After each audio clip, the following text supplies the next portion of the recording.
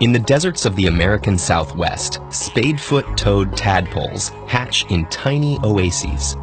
Until they develop into toadlets, they can't survive outside of water, but these ponds are transient and quickly evaporate. The tadpoles are in a race against the clock to grow up before their nurseries disappear. So nearly overnight, some of the brood explode in size. They use their jack-o'-lantern teeth and huge jaw muscles to devour their smaller pond mates. Nourished by this extra fuel, they develop quicker, leaving the pond before it can dry out. The spadefoot toad is far from the only animal to eat members of its own species as a normal part of its life cycle. All of these animals do. If that surprises you, you're in good company. Until recently, scientists thought cannibalism was a rare response to starvation or other extreme stress. Well-known cannibals like the praying mantis and black widow spider were considered bizarre exceptions, but now we know they more or less represent the rule.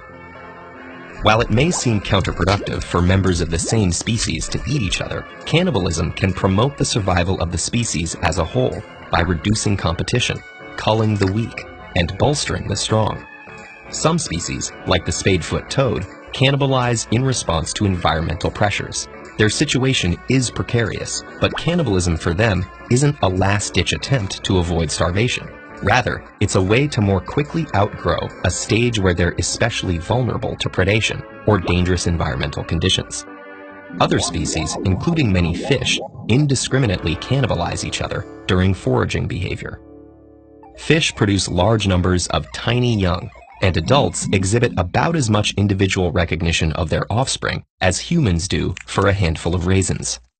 Fish eggs, larvae, and juveniles are easily available, nutrient-rich meals, and with thousands of eggs in a clutch, plenty are still available to hatch after the adults have snacked.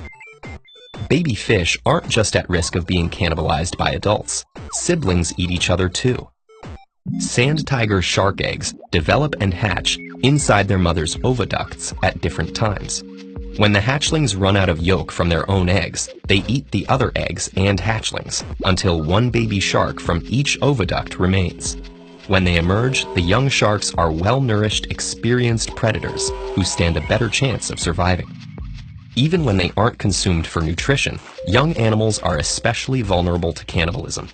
Hamsters, rats, and other rodent mothers will eat some of their young if they're sick, dead, or simply too numerous to feed.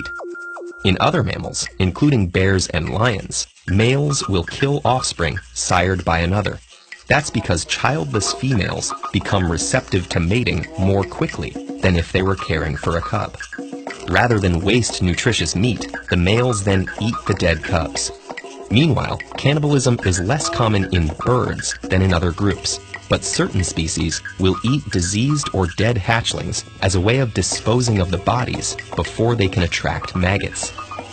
When adults eat each other, males are cannibalized more often than females, usually during mating, and generally because they're smaller. Male Australian redback spiders mate with much larger females. Rather than scrambling away after mating, the tiny male does a somersault, bringing his abdomen into contact with his mate's mouthparts. The female showers him with enzyme-rich gut juice and consumes his abdomen. Males not killed in the initial mating crawl back into the fray, often half-eaten, to mate again, after which they're dispatched to the spider pantry. So not only does the male provide the female with his sperm, but he also provides her with a nutritious meal to better ensure that she'll survive to pass on his genes. All in all, it's clear that cannibalism is as much a part of life in the animal kingdom as other, better recognized behaviors. As we sink our teeth into the evidence of cannibalism in nature, we might ask ourselves, what else have we missed by applying human standards to the natural world? Interested in learning more? We highly recommend you check out Cannibalism: A Perfectly Natural History by the author of this lesson.